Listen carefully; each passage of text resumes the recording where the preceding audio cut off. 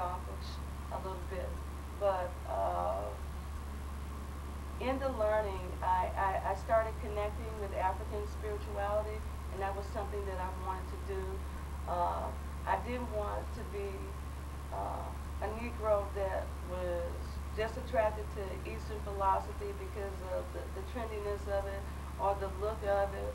And so I knew that I needed to connect with my Africanism, and I found it there. You know, I really actually found it there. And so after that, I started studying some more. Then I hit another valley experience, and it came as a result of a daughter being born, and still not feeling the void, still feeling frustrated, feeling like I had not found what I had been looking for. And with all that frustration, relationship at work, relationship at home, I discovered that, well, first I discovered it was my mate. This man got a lot of anger. And so just like most people, you can see other people's faults before you can see your own. I started seeing his anger. And he put the mirror up to me and he said, you got some anger too. And I still didn't see it, but then I started having some problems on the job with this young lady of another persuasion. And I thank God for my relationship with her, because she, through the battles that ensued between her, I was able to realize that I had a problem with anger. And I prayed for some relief, and God answered my prayer. I turned on the radio one day in Bhagwan, right after Afrika was on a radio program, and I listened to him. He was talking about the 5 perversions of the mind, and he talked about anger. And he gave his number. I said, I have to meet this man. I called him, we talked, and I liked what he had to say. I came to the classes, up to the anger management workshop. I saw myself grow. I started really putting myself under the telescope. And for the first time, I felt I had found something authentic, because through all of my travels and through all those valley experiences and through the teachers, and I think to some degree the Vivekananda, perhaps they did, but you know, at the house is just such a family here, that I just got it in a different kind of way. I just feel home here. For the first time, I realized that I had to meditate.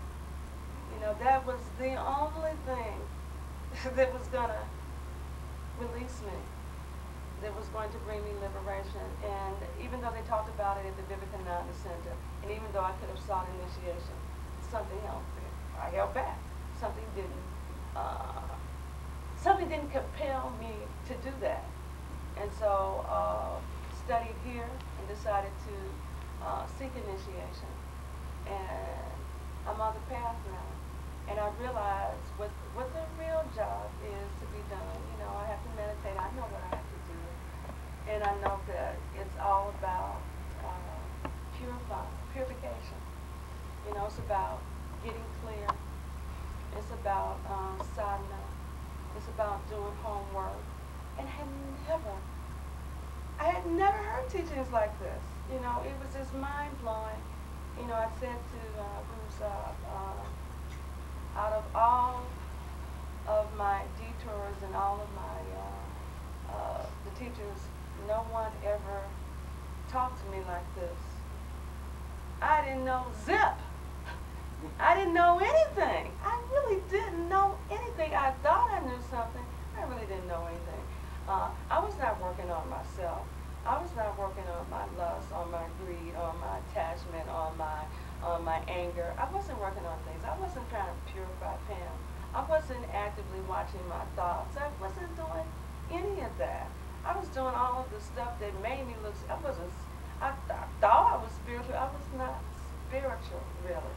I was acting spiritual, but I wasn't truly a spiritual person. Not to say that I'm where I want to be now, but I think I have an understanding of the work that needs to be done, what I need to do, what Pamela needs to do, and I found that here. And those of you who are still searching, if you really think about where you have been, and you really honestly just reflect on what you've been given, and every day I guess it becomes more crystallized to me what I've been given, and it's so important to attend satsang so you can just reconnect with that, because when we're away, we're back in the world, and sometimes we get torn asunder by distractions and all the other madness, all the other trivia that's out there, and we forget what the job that is to be done. And so I would just say to you, just stay relentless in your search, and the questions that you want to have answered, go into your meditation, and the answers will be found. And any of us, if we can help you, we will.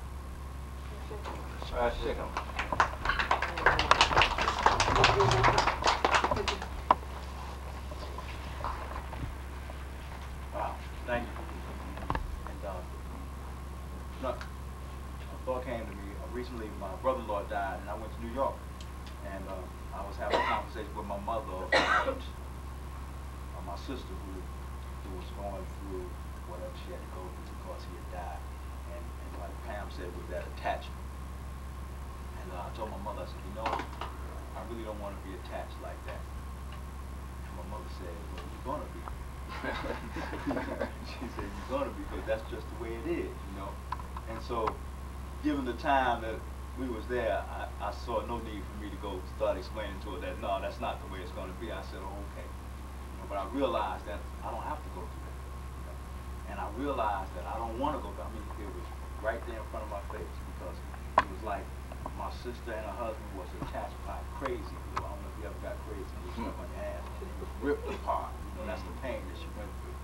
And I just don't want it to be like that. And so I'm here for the teachers, so it don't have to be like that. And here to hear me out say about Bhagwan Afrika, and I find refuge in my guru.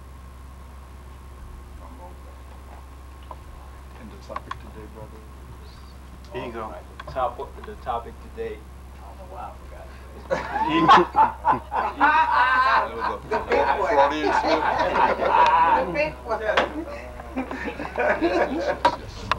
Well, of course, we'll try to begin that. Of course, we want to thank Sister Pam for her honesty and very brutal portrayal of the path. And I think, Sister Pam, whenever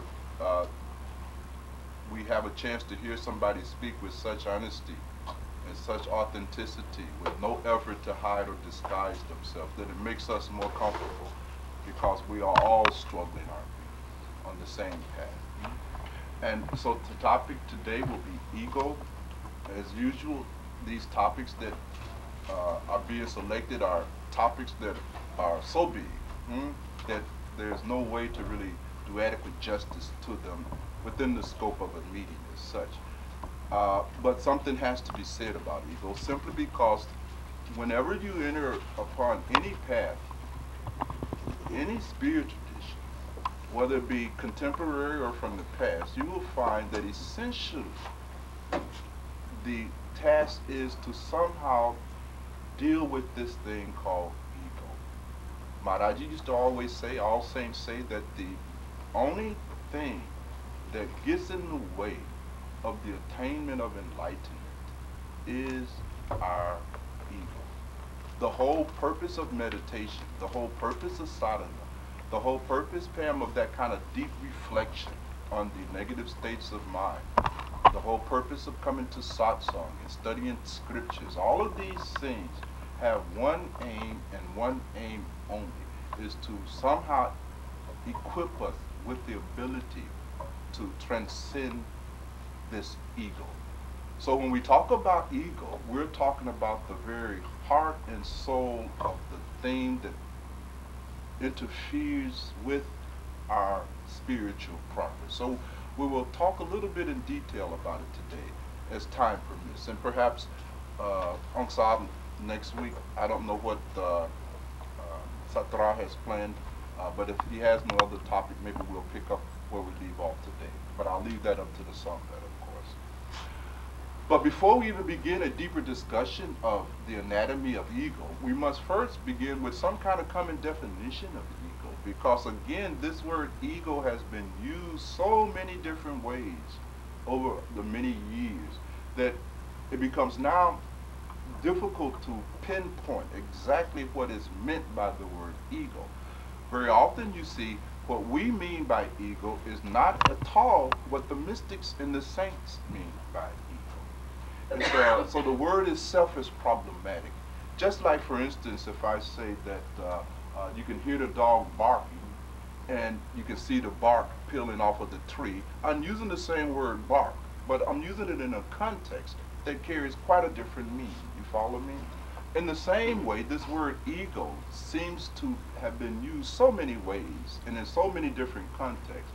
Now when we hear the saints or the mystics use the word ego, we very often confuse it with a context that we are familiar with.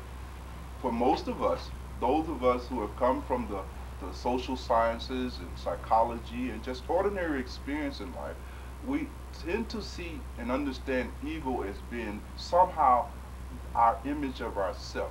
That ego is this self that we feel we are.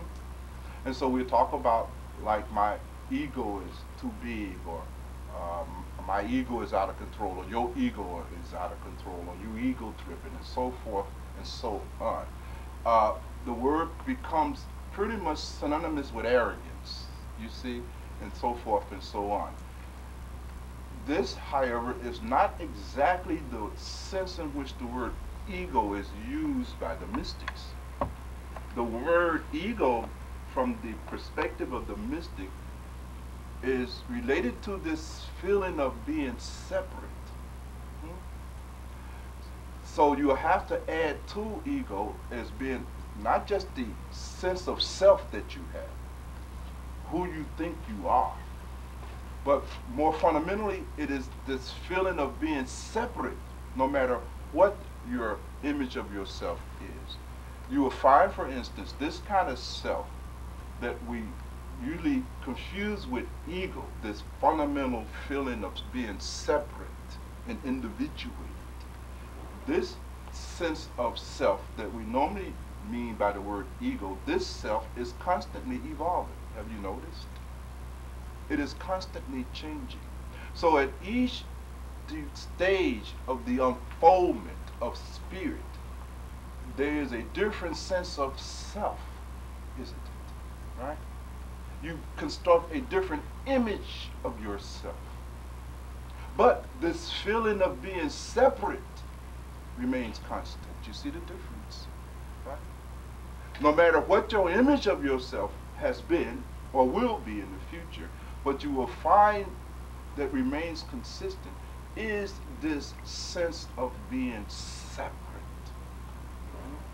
And it is this sense of being separate. It is ego in the sense of this feeling that I am separate, that the mystics focus their energies and effort on. Because it is this sense of separation that causes us to forego the experience of enlightenment and oneness. And the mystics begin to tell us that the first thing you have to understand is that this ego of yours is an illusion. This sense of being separate, this feeling that I am separate, that I am an individual amongst many other individuals. The mystics say that this sense of ego is an illusion. It is contradictory to the reality. The reality being that at no time can you or have you ever been separate from the whole. That is not even possible. And in fact, it is the feeling and the thinking that you are separate that is the basis of all your suffering and all your sorrow and all your misery. Now, Pam has shared with us an outline of the journey that we all enter upon, moving toward what we feel to be the ultimate union with God. But the problem is, you see, that throughout this whole journey, the ego is still there. This feeling of separate. That is what makes the seeking possible. Please make a note, is that this seeking in itself is emerging out of an illusion of separateness. There's nowhere to go. There's nothing to seek. That which you are seeking is already the case. It is just a matter of your lack of awareness. You follow me?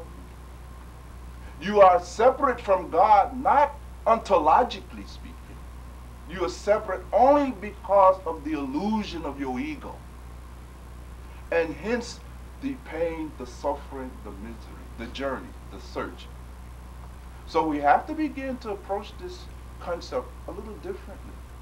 The function of meditation, the function of sadhana, is to somehow generate in your mind the experience that breaks down this feeling of separateness and replaces it with the reality of one's oneness with the whole, which is already the case. Hence the mystics say that you are already one with God. You are already enlightened. You are already a Buddha, a Jesus, a Muhammad.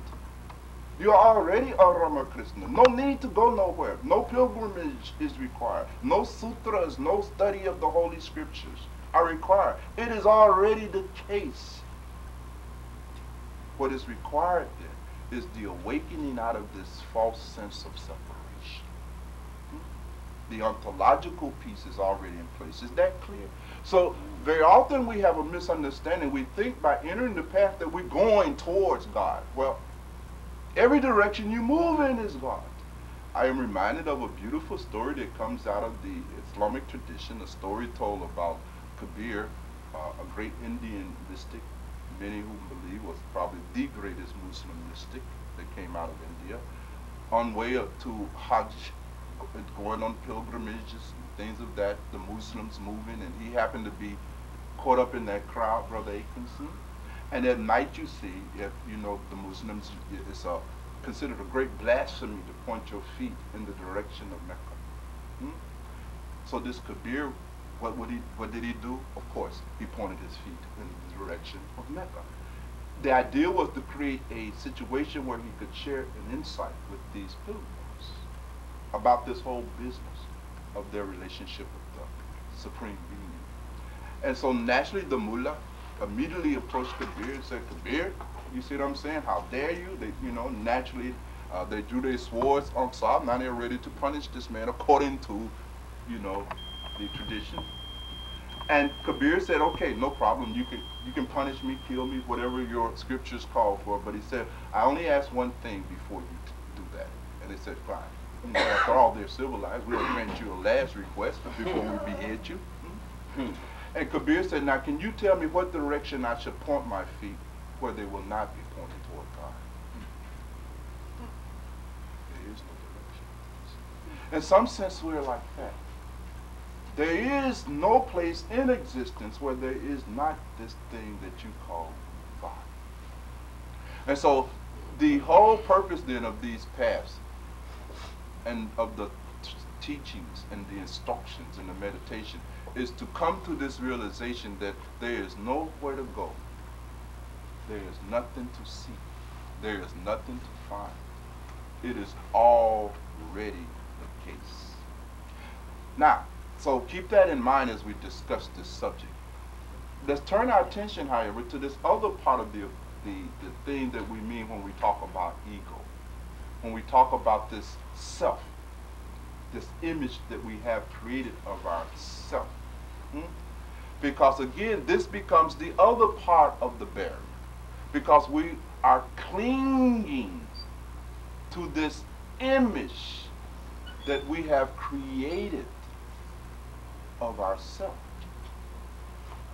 And it is this clinging to this image that we have created of ourselves that now causes us to miss the experience of that which is already the case.